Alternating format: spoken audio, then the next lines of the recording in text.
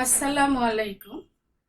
আমি প্রফেসর শাহিনা আক্তার বানু, দর্শন বিভাগ, ঢাকা কলেজ, ঢাকা। শিক্ষার্থীবৃন্দ, আমি মাস্টার্স ফাইনাল ইয়ারের ছাত্রদের জন্য প্রয়োগবাদ ও মানবতাবাদ কোর্সটি নিয়ে আলোচনা করতে উপস্থিত হয়েছি। আমি এখানে দার্শনিক শিলারের মানবতাবাদ অংশের একটি টপিক আজ আলোচনা করব। আমি আজ আলোচনা করব দার্শনিক শিলারের যুক্তিবিদ্যা। তোমাদের একটু বলে নিই যে যুক্তিবিদ্যা সমকালীন কোনো বিষয় নয়, এটির একটি প্রাচীন ইতিহাস আছে। তোমরা নিশ্চয়ই জানো যে দর্শনের যুগ হচ্ছে চারটি: প্রাচীন, মধ্য, আধুনিক এবং সমকালীন। একটু ভাবার বিষয় যে সমকালীন সময়ের একজন প্রয়োগবাদী দার্শনিক যুক্তিবিদ্যাকে বিভিন্ন আঙ্গিকে সমালোচনা করছেন। এই যুক্তিবিদ্যার শুরুটা তাহলে কখন হয়েছিল, সে বিষয়টি আমাদের জানা দরকার। তোমরা জানো যে প্রাচীন সময়ে থেলিসের হাত ধরে দর্শনের যাত্রা শুরু হয়েছিল। থেলিস যখন পানিকে জগৎ উৎপত্তির মূল বিষয় হিসাবে চিহ্নিত করেন, সেটি কিন্তু নিছক তত্ত্ব আলোচনা ছিল না, ছিল যুক্তিও। এই যুক্তি পরবর্তী পর্যায়ে অর্থাৎ এখন পর্যন্ত পদার্থ বিজ্ঞানের একটি গুরুত্বপূর্ণ বিষয় হয়ে আছে। আমি বলছিলাম তত্ত্বগত আলোচনার সাথে যুক্তি ছিল, আর এই যুক্তির সর্বপ্রথম প্রথাগত বা শাস্ত্রগত আলোচনা যার হাত ধরে শুরু হয়েছিল, তিনিও হচ্ছেন একজন প্রাচীন দার্শনিক, আর তিনি হচ্ছেন দার্শনিক অ্যারিস্টটল। খ্রিস্টপূর্ব 4th শতকে অ্যারিস্টটলের হাত ধরে যে যুক্তিবিদ্যার যাত্রা শুরু হয়েছিল দর্শনের ইতিহাসে, এটি হচ্ছে সনাতনী যুক্তিবিদ্যা। এই যুক্তিবিদ্যার সময় অনেক পার হয়ে গেছে, প্রাচীন, মধ্য, আধুনিক, কতটা সময় পার হয়ে গেছে। এই সময়ের পরে আমরা দেখতে পেলাম সমকালীন সময়ের দার্শনিক শিলার সেই অ্যারিস্টটলের হাতে যে সনাতনী যুক্তিবিদ্যা শুরু হয়েছিল, সেই যুক্তিবিদ্যার বিভিন্ন ত্রুটি তার যুক্তিবিদ্যায় আলোচনা করেছে এবং সমালোচনাও তিনি করেছেন। আলোচনা, সমালোচনা এবং শেষ পর্যন্ত তিনি কি রকম যুক্তিবিদ্যা চান সে সম্পর্কেও একটি ইঙ্গিত দিয়েছে। তাহলে শিক্ষার্থীরা, তোমরা বুঝতে পারছো যে আমরা আজ যে শিলারের যুক্তিবিদ্যা সম্পর্কে আলোচনা করব, সেটি মূলত অ্যারিস্টটলের হাতে তৈরি হয়ে হয়ে শিলারের আগ পর্যন্ত এসেছে। আমি শিলারের যুক্তিবিদ্যা সংক্রান্ত আলোচনাটিকে সংক্ষেপ করে এই হোয়াইট বোর্ডে তুলে এনেছি। তবে একটি কথা বলে নেই যে এই আলোচনার আগে আমি একটি শিলারের যুক্তিবিদ্যা সম্পর্কে সাধারণ ধারণা তোমাদেরকে দিতে চাই। শিলারের মূল আলোচনার কেন্দ্র বিন্দুতে কিন্তু ছিল মানুষ, এটি কিন্তু ভুলে গেলে হবে না। এবং এই কারণেই একজন প্রয়োগবাদী দার্শনিক হয়েও তার মূল আলোচনা ছিল মানব কল্যাণের জন্য মানবতাবাদী দর্শন। এই কারণে প্রয়োগবাদীর তার মূল আলোচনাটি হচ্ছে মানবতাবাদ। তাহলে তোমরা বুঝতেই পারছো যে যুক্তিবিদ্যা মানব কল্যাণকর কিনা, মানুষের জন্য কল্যাণকর কিনা, এবং এই যুক্তিবিদ্যার যে যুক্তিসমূহ বিজ্ঞানে ব্যবহৃত হয় সেগুলি কতটা বস্তুনিষ্ঠ এবং কতটা পরীক্ষামূলক পথ অতিক্রমণ করে, সে সম্পর্কেই কিন্তু দার্শনিক শিলার তার যুক্তিবিদ্যায় আলোচনা করেছে। তোমরা দর্শনের ছাত্র হিসাবে যুক্তিবিদ্যার কিছু কিছু আলোচনা অবশ্যই জানো। প্রত্যেকটা সাবজেক্টের যেমন শুরু আছে, যুক্তিবিদ্যারও কিন্তু একটি শুরু আছে। যেমন যুক্তিবিদ্যার শুরুর নামটি হচ্ছে অনুমান। এই অনুমান অবরোহমূলক হতে পারে, আবার আরোহমূলক হতে পারে, তবে সব অনুমান কিন্তু বস্তুনিষ্ঠ নয়, এবং সব অনুমান আবার আকারগত ভিত্তি সম্পন্নও নয়। মূলত শিলার আকারগত যুক্তিবিদ্যাকে আক্রমণ করেছে, যেটি এরিস্টটলের হাত দিয়ে তৈরি হয়েছিল এবং প্রাচীন, মধ্য এবং আধুনিক যুগেরও অনেকটা অংশ জুড়ে ছিল। সনাতন যুক্তিবিদ্যাকে যদি সংক্ষিপ্ত আকারে দেখা যায় তাহলে সেখানে দেখব আছে অবরোহ অনুমানের শ্রেণী বিভাগ, আরোহ অনুমানের শ্রেণী বিভাগ। বেসিক্যালি অবরোহ অনুমানের যে শ্রেণীগুলো আছে সেগুলোতে বেশি তিনি আক্রমণ করেছেন। কি কি শ্রেণী আছে সেখানে? সেখানে আছে ন্যায় অনুমান, মাধ্যম অনুমান, আছে অমাধ্যম অনুমান।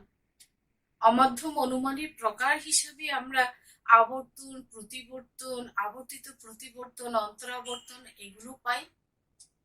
প্রাকল্পিক, বৈকল্পিকও পাই, শ্রেণীকরণ পাই। আবার এই সবকিছুর মূলে যে অনুমানগুলো কাজ করে বা যে বিষয়গুলো কাজ করে সেগুলো হচ্ছে পদ, শব্দ, বাক্য, এগুলো। এই সব কিছু নিয়ে যে যুক্তির আকার গঠিত হয় সেগুলোর প্রতি দার্শনিক শিলার ক্ষোভ প্রকাশ করেছে। তার মতে এই যুক্তিগুলো শুধুই যুক্তি, মানুষের চিন্তার সাথে একেবারে ওতপ্রোতভাবে জড়িত নয়, কিংবা এগুলো বস্তুনিষ্ঠ, কিংবা এগুলো বস্তুগত সত্যতা সম্পন্ন নয়। এগুলো আকার কি নিয়ে, চিন্তা কি নিয়ে, যুক্তি কি নিয়ে শুধু শুধু আলোচনা করে। শিলারের দর্শন আলোচনার মূল বিষয় কিন্তু হচ্ছে মানুষ, মানুষের চিন্তা, মানুষের তৈরি সত্যতা এবং বস্তুগত সত্যতা। যে যুক্তির সাথে মানুষের সম্পৃক্ততা নেই, যেগুলো, যে যুক্তি শুধু যুক্তির খাতিরেই করা হয়, শুধু টেনে টেনে নিয়ে যাওয়া হয়, এরকম যুক্তি মানুষের কল্যাণে আসতে পারে না বলে তিনি মনে করেন।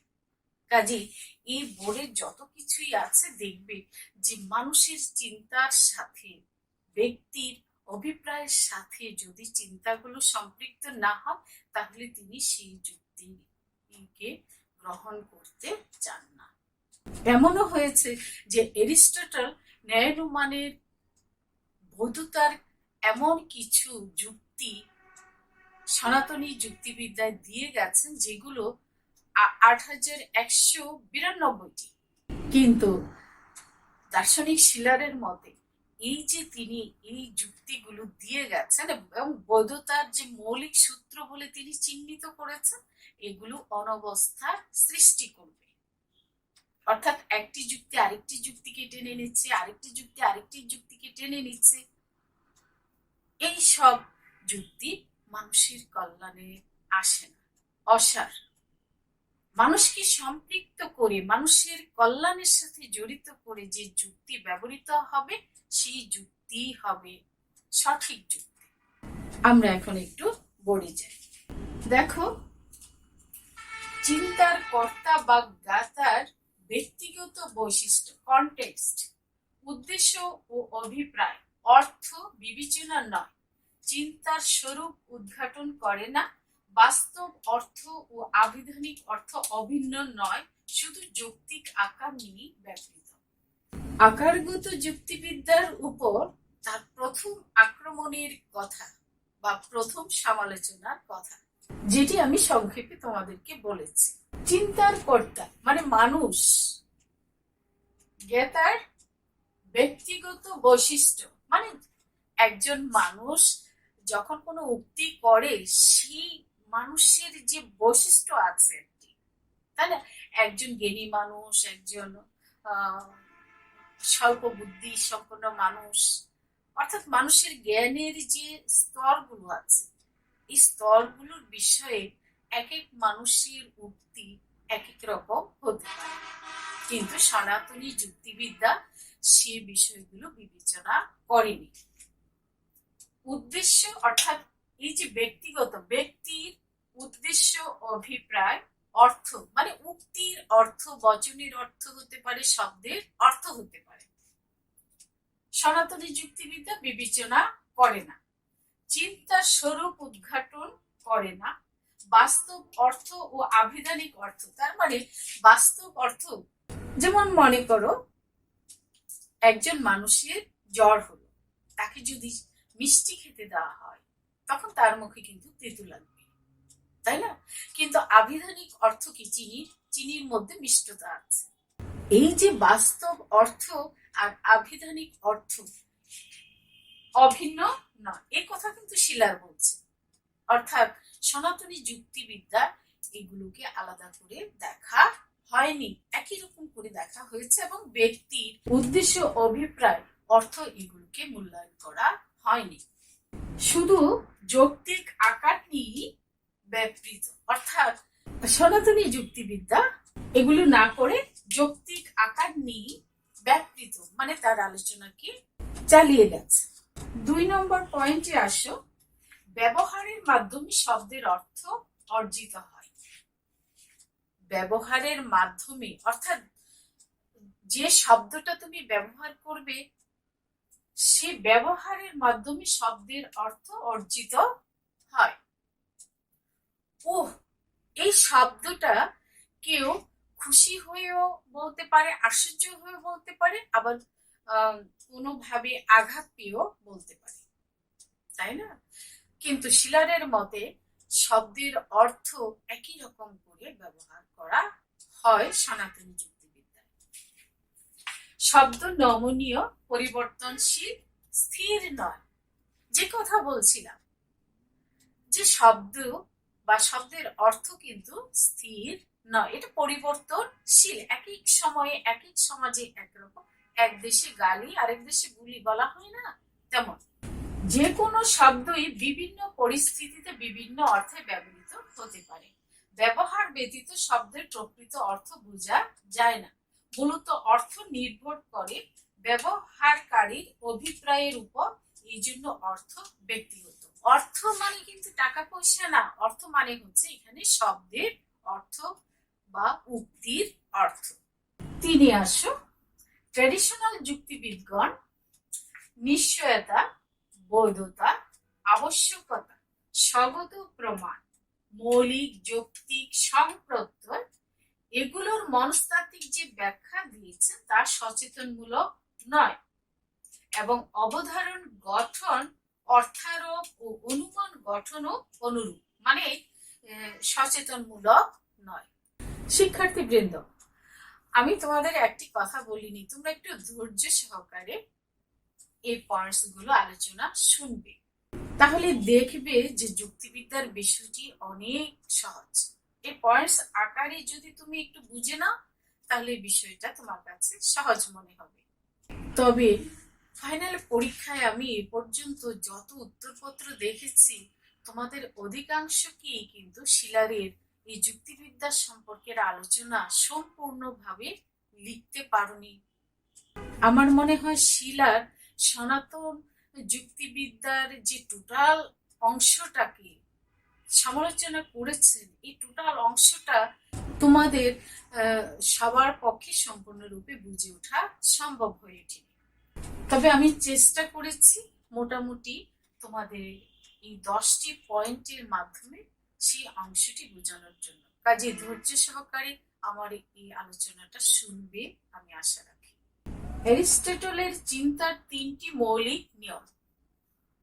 4 নম্বর পয়েন্টে আসো, অ্যারিস্টটলের চিন্তার 3টি মৌলিক নিয়ম, অভেদ নিয়ম, বিরোধ নিয়ম, নির্মধ্যম নিয়ম এ মনস্তাত্ত্বিক মাত্রা আছে বলে শিলার মনে করেন, যা অ্যারিস্টটলের লজিকে খেয়াল করা হয়নি। আচ্ছা, শিলার মনস্তত্ত্বের কথা কেন বলেন? মনস্তত্ত্বের কথা এই বলেন কারণ শিলার মানুষকে প্রাধান্য দেন, মানুষের অভিপ্রায়কে প্রাধান্য দেন। অ্যারিস্টটল যখন এই মৌলিক 3টি নিয়মকে ব্যাখ্যা করেছেন তখন অ্যারিস্টটলের সনাতনী যুক্তিবিদ্যায় এগুলোর মধ্যে মনস্তাত্ত্বিক কোনো মাত্রা ছিল না বলে মনে করেন। কিন্তু শিলার আবার পর্যালোচনা করে দেখেছেন যে এর মধ্যে মনস্তাত্ত্বিক মাত্রা আছে, কিন্তু অ্যারিস্টটল এবং তার যে সহযোগীরা ছিলেন তারা এই বিষয়টিকে খেয়াল করেননি। শিলার লজিককে অন্টোলজির সত্তা তত্ত্বের উপবিভাগ বা জ্ঞান তত্ত্বের সাথে সংশ্লিষ্ট করাকে সঙ্গত মনে করেন না। অর্থাৎ এই লজিক সত্তা তত্ত্বের সাথে কেন যাবে? সত্তা তত্ত্ব বুঝো তো, রিয়ালিটি, এর সাথে বা জ্ঞান তত্ত্বের যে জ্ঞান কিভাবে হয় না হয় এই বিষয়ের আলোচনার সাথে লজিককে সম্পৃক্ত করতে শিলার পছন্দ করেন না বা সঙ্গত মনে করেন না। 6 আসো, প্রাচীন থেকে বর্তমান পর্যন্ত বাস্তব সত্তা ইন্দ্রিয় গ্রাহ্য সত্তা। খেয়াল করে দেখো যে প্রাচীন কাল থেকে বর্তমান পর্যন্ত বাস্তব সত্তা ইন্দ্রিয় গ্রাহ্য সত্তা, সত্তা, সত্তা অববাস, সত্যজ্ঞান, নিছক জ্ঞান এর প্রভেদ আকারগত যুক্তিবিদ্যাকে বিষিয়ে তুলেছে। অর্থাৎ এরিস্টটলের হাত ধরে যে যুক্তিবিদ্যার যাত্রা শুরু হয়েছিল, ফর্মাল বা আকারগত যুক্তিবিদ্যা, সেই যুক্তিবিদ্যার মধ্যে এই সবকিছুর পার্থক্য ছিল। সত্তা, অসত্তা, বাস্তব জ্ঞান, তারপরে হচ্ছে সত্যজ্ঞান, নিছক জ্ঞান, এর মধ্যে পার্থক্যগুলো যুক্তিবিদ্যাকে বিষিয়ে তুলেছে বলে দার্শনিক শিলার মনে করেন। ফলে যুক্তিবিদ্যা শুধু ব্যক্তির উক্তিকে বিচার করছে, ব্যক্তির মেজাজ, মনোভাব, লক্ষ্য বাদ যাচ্ছে। আমি তোমাদেরকে যে কথাটা বারবার বলছি যে শিলারের দর্শনের মূল উপযোগ্য বিষয়ই হচ্ছে মানুষ, আর মানুষের চিন্তা ভাবনা, মেজাজ বা তার যে জগৎ জীবনকে পরিবর্তন করার যে আকাঙ্ক্ষা, সেসব কিছু যুক্তিবিদ্যায় অনুপস্থিত বলে তিনি বারবার ক্ষোভ প্রকাশ করেছেন বা সেই বিষয়টিকে সমালোচনা করেছেন। যুক্তিবিদ্যা শুধু ব্যক্তির উক্তিকে বিচার করছে, ব্যক্তির মেজাজ, মনোভাব, লক্ষ্য বাদ যাচ্ছে। সনাতন আকারগত যুক্তিবিদ্যার পদ, বচন, ন্যায়াকার, ন্যায়ানুমান এর নিরপেক্ষ সুনির্দিষ্ট অর্থের কথা বলা হয়েছে। অর্থাৎ এরিস্টটলের সনাতনী যুক্তিবিদ্যা বা ফর্মাল লজিকের যে পদ আছে, ন্যায়ানুমান আছে বা শব্দ আছে, বচন আছে, এগুলোর সুনির্দিষ্ট এবং নিরপেক্ষ অর্থ আছে বলে মনে করা হয়। সনাতন বা আকারগত যুক্তিবিদ্যার পদ, বচন, ন্যায়াকার এর নিরপেক্ষ সুনির্দিষ্ট অর্থের কথা বলা হয়। তোমরা নিজেরা জানো যে পদের শ্রেণী বিভাগ আছে, শব্দের শ্রেণী বিভাগ আছে, শ্রেণীরও শ্রেণী বিভাগ আছে। এই সব শ্রেণীর অর্থ সুনির্দিষ্ট এবং নিরপেক্ষ হিসাবে ফর্মাল লজিকে বর্ণনা করা হয়, কিন্তু শিলার এটিকে গ্রহণ করেন না। তার মতে সুনির্দিষ্ট অর্থ বা নিরপেক্ষতা বলে কোনো কিছু নেই। নিরপেক্ষতা এই জন্য নেই কারণ পৃথিবীর কোনো একটা জিনিস অন্য একটা জিনিসের সাথে জড়িত থাকেই, কারণ পৃথিবীর কোনো কিছুই নিরপেক্ষ নয়, একটি অন্যটির সাথে জড়িত। শব্দের অর্থও একাধিক থাকে, শব্দের অর্থও একাধিক থাকে। বোঝা গেল? আসো, শিলার এরিস্টটলের সংজ্ঞা প্রক্রিয়ার সমালোচনা করেন তার ফর্মাল লজিক গ্রন্থে এবং দেখান একই বিষয়ের একাধিক সংজ্ঞা সম্ভব। অর্থাৎ এরিস্টটলের সংজ্ঞা, ডেফিনেশন, তোমরা সেটি জানো যে পদকে ব্যাখ্যা করার জন্য দুটি বিভাগ আছে। একটি হচ্ছে যৌক্তিক বিভাগ, যেখানে পদের ব্যর্থকে ব্যাখ্যা করা হয়, আর সংজ্ঞায় ব্যক্তির সুনির্দিষ্ট গুণ বা যথার্থকে ব্যাখ্যা করা হয়।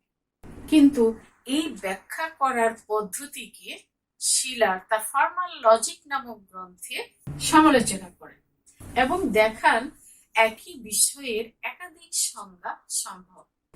সংজ্ঞার বিকল্প বর্ণনাকে অসংলগ্ন, অর্থহীন, বিশৃঙ্খলা বলা হয়েছে। অর্থাৎ ফর্মাল লজিকে সংজ্ঞার বিকল্প বর্ণনাকে ধরা হয়েছে এবং আবার বলা হয়েছে সেটি হচ্ছে অসংলগ্ন, অর্থহীন, বিশৃঙ্খলা। কিন্তু শিলার সংজ্ঞা বর্ণনাকে উদ্দেশ্য সাপেক্ষ মনে করে। শিলার এত দ্বিমত পোষণ করেন। 9 আসো, বচন, অবধারণ, শ্রেণীকরণ। বচন, এটি তো লজিকের একটি খুবই গুরুত্বপূর্ণ বিষয়।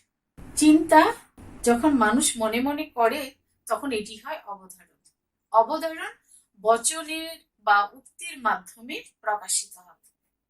শ্রেণীকরণ, তোমরা সেকেন্ড ইয়ারের লজিক শ্রেণীকরণ সম্পর্কে পড়ে এসেছো এবং কিছু কিছু কিছু কমপক্ষে একটি এসব যে চিহ্ন ব্যবহৃত হয় বচনে, তোমরা বচনে দেখবে যে এই সব শব্দগুলো ব্যবহৃত হয়, কিছু কিছু কিছু কমপক্ষে। এই সবগুলোতে অর্থের ও যুক্তির জটিলতা আছে। তোমরা জানো যে বচনের অ্যারিস্টটলের হাতে একটি শ্রেণী বিভাগ আছে, সার্বিক ও বিশেষ পরিমাণ অনুসারে এবং গুণ অনুসারে সদর্থক ও নর্থক দুই ভাবে বিভক্ত হয়। এই সার্বিক ও বিশেষের যুক্ত প্রক্রিয়ায় বচন আবার 4 রকম হয়ে যায়: সার্বিক সদর্থক বা এই বচন, সার্বিক নর্থক বা ই বচন, বিশেষ সদর্থক বা আই বচন, বিশেষ নর্থক বা ও বচন। যারা লজিকে ইন্টারেস্টেড না তাদের কাছে এই শব্দগুলো খুব কঠিন মনে হচ্ছে, কিন্তু যারা পড়ে এসেছ তাদের কাছে কিন্তু এই শব্দগুলো অত কঠিন নয়। তারপর আমি জাস্ট একটু তত্ত্বগত আলোচনাই করলাম। আমি যুক্তিবিদ্যার প্রত্যেকটা অংশকে কিন্তু এখানে ব্যাখ্যা করতে যাচ্ছি না। যেমন কিছু কিছু ফুল হয় সুন্দর, একজন ছাড়া সকল ছাত্রই ক্লাসে উপস্থিত, আমরা এইসব কথা বলে থাকি। আমরা তো সবসময় সকল মানুষ মরণশীল, রহিম মানুষ রহিম হয়, মরণশীল এইরকম বচন বা উক্তি করি না। এর ব্যতিক্রম তো আছে, তাই না? যেমন একজন ছাড়া সকল ছাত্রই উপস্থিত, কিছু কিছু ছাত্র উপস্থিত, এগুলো কিন্তু এরিস্টটলের যুক্তিবিদ্যায় একেবারে প্রতি ক্ষেত্রেই কিন্তু ব্যবহৃত হয়েছে। কিন্তু শিলারের মতে এগুলোতে জটিলতা আছে। এসব জটিলতা আকারগত যুক্তিতে নয়, মনস্তত্ত্বের মানদণ্ডে স্পষ্ট হতে পারে। খেয়াল করে দেখো, শিলার মনে করেন বচন, অবধারণ, শ্রেণীকরণ এসব কিছুতে যখন কিছু কিছু কিছু কমপক্ষে একটি এই শব্দগুলো ব্যবহৃত হয় তখন সেসব বচনে বা অবধারণে বা শ্রেণীকরণে অর্থের ও যুক্তির মধ্যে জটিলতা দেখা দেয়। আর এই জটিলতা আকারগত যুক্তির মাধ্যমে দূর করা সম্ভব নয়। কেবলমাত্র মনস্তাত্ত্বিক, আবারও মানুষের চিন্তা কি, অবধারণকে কিন্তু প্রাধান্য দিয়েছে। মনস্তত্ত্বের মানদণ্ডে স্পষ্ট হতে পারে। 10-এ আসি। তোমরা জানো যে অমাধ্যম অনুমান 9 প্রকার, কোথাও কোথাও 10 প্রকার। আবর্তন, প্রতিবর্তন, আবর্তিত প্রতিবর্তন, অন্তরাবর্তন, এরকম কোন কোন বইয়ের মধ্যে 9 প্রকার আছে, আবার কোন কোন বইয়ে 10 প্রকারও আছে। আবর্তন, প্রতিবর্তন, ন্যায় অনুমানের 3টি আশ্রয় বচন। আচ্ছা, ন্যায় অনুমানের 3টি আশ্রয় বচন তোমরা যারা একেবারেই বই পড়নি তারাও কিছু কিছু নিশ্চয়ই পড়ে এসেছে। ন্যায় অনুমানের 3টি আশ্রয় বচনের প্রথম বচনটির নাম হচ্ছে সাধ্য আশ্রয় বচন, দ্বিতীয়টি হচ্ছে পক্ষ আশ্রয় বচন এবং তৃতীয়টি হচ্ছে সিদ্ধান্ত। অর্থাৎ প্রধান আশ্রয় বাক্য, অপ্রধান আশ্রয় বাক্য এবং সিদ্ধান্ত। শুধু আকারগত রূপান্তর প্রকৃত চিন্তার নয়, অর্থাৎ এই যে ন্যায়ানুমানে বা অমাধ্যম অনুমানে আবর্তন প্রতিবর্তনে যে আশ্রয়বচনগুলো ব্যবহার করা হয়, আবর্তনীয়, আবর্তিত, প্রতিবর্তনীয়, প্রতিবর্তিত বা সাধ্যবচন, পক্ষবচন, সিদ্ধান্ত, এই যে বচনগুলো ব্যবহৃত হয় এগুলো শুধু আকারগত রূপান্তর, প্রকৃত চিন্তার নয়, প্রকৃত চিন্তার নয়। এরিস্টটল ন্যায়ানুমানের বৈধ যুক্তির উপরে কি করেছেন? 8192টি বৈধ ন্যায়াকার উল্লেখ করেন। 8192টি।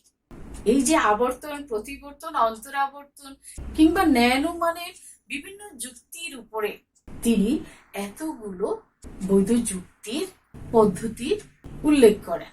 কিন্তু শিলারের মতে এগুলো একটি যুক্তি আরেকটি যুক্তিকে তৈরি করে, আরেকটি যুক্তি আরেকটি যুক্তিকে তৈরি করে, এরকম তৈরি করতে করতে করতে করতে শেষ পর্যন্ত কি হয় শিলারের মতে, যে সেই সব যুক্তিগুলোতে অনবস্থা দোষ ঘটে। আমরা এতক্ষণ সনাতনী যুক্তিবিদ্যার যে সমালোচনা শিলারের যুক্তিবিদ্যার আলোচনায় পেলাম, তার কিন্তু মূল্যায়নও শিলার করে গেছে। মূল্যায়নটি হচ্ছে এরকম যে তিনি তার ফিলোসফার্স ডিসএগ্রি নামক গ্রন্থে সনাতনী লজিককে সর্বকালের শ্রেষ্ঠ 9টি দার্শনিক কীর্তির একটি হিসাবে চিহ্নিত করেছে। কাজী দার্শনিক শিলার সনাতনী যুক্তিবিদ্যাকে সমালোচনা করলেও এই সনাতনী যুক্তিবিদ্যার যে রূপান্তর প্রতীকী যুক্তিবিদ্যা ঘটেছে প্রতীক ব্যবহারের মাধ্যমে, তা কিন্তু আজ একটি জনপ্রিয় বিষয় হিসাবে ছাত্র, সুধী এবং পণ্ডিত মহলে সমাদৃত হচ্ছে। তবে দার্শনিক শিলার এই সনাতনী যুক্তিবিদ্যার পরিবর্তে কেমন যুক্তিবিদ্যা চেয়েছে? শুধু কি তিনি সমালোচনা করেই গিয়েছেন? সে বিষয়টি একটু আসো আমরা দেখি। উপসংহারে আমি এই কথাটা একটু লিখেছি যে শিলারের দর্শনের মূল উপজীব্য বিষয়টি হচ্ছে মানুষ। মানুষ জগতের প্রাণ। মানুষ তার চিন্তার মাধ্যমে অভিজ্ঞতার আলোকে সত্য আবিষ্কার করে। এই সত্য দিয়ে কল্যাণ উদ্দেশ্যে জীবন ও জগৎকে বাস্তব ও সুন্দর করে তোলে। এক্ষেত্রে যুক্তির হাতিয়ার সত্যকে বাদ নয়। যুক্তিবিদ্যা শুধু শব্দের খেলা বা ভাষার যুক্তিবিদ্যা শুধু শব্দের খেলা বা ভাষার চাতুরি বা কৃত্রিম বিষয় হতে পারে না। ব্যক্তির উদ্দেশ্য, মেজাজ, অবস্থা লক্ষ্য করে যুক্তির বস্তুগত সত্যতা যাচাই করে প্রাকল্পিক ও পরীক্ষণাত্মক পথে বুদ্ধিবাদ মুক্ত যুক্তিবিদ্যা প্রায়োগিক মানবিক হতে হবে। তবেই যুক্তিবিদ্যা নিশ্চিত জ্ঞান ও বিজ্ঞানকে উন্নত করবে। তার মানে হচ্ছে যে নিশ্চিত জ্ঞান ও বিজ্ঞানকে উন্নত করার জন্য যুক্তিবিদ্যাকে বুদ্ধিবাদ মুক্ত হতে হবে। মানুষের মেজাজ, উদ্দেশ্য, লক্ষ্য, অভিজ্ঞতা এগুলো কাজে লাগিয়ে প্রাকল্পিক পথে পরীক্ষাত্মক পদ্ধতিতে যাচাই করে বস্তুগত সত্য নির্মাণ করতে হবে। বস্তুগত সত্যতা নির্মাণের মাধ্যমেই মানুষের কল্যাণ আসবে। আর এই কল্যাণের মাধ্যমেই একটি প্রায়োগিক মানবিক যুক্তিবিদ্যা গঠিত হবে, যার মাধ্যমে নিশ্চিত জ্ঞান প্রতিষ্ঠিত হবে এবং বিজ্ঞানকেও উন্নত করবে। দার্শনিক শিলার ফর্মাল লজিকের যে সমালোচনা করে প্রায়োগিক মানবিক যুক্তিবিদ্যার কথা বলেছেন, সেটিকে কিন্তু একেবারেই অবমূল্যায়ন করা যায় না। তো শেষ করছি শিক্ষার্থীবৃন্দ, আশা রাখি তোমরা যেখানেই থাকো নিরাপদে আছো, ভালো আছো, ভালো থাকবে এই আশা করে শেষ করছি। আল্লাহ।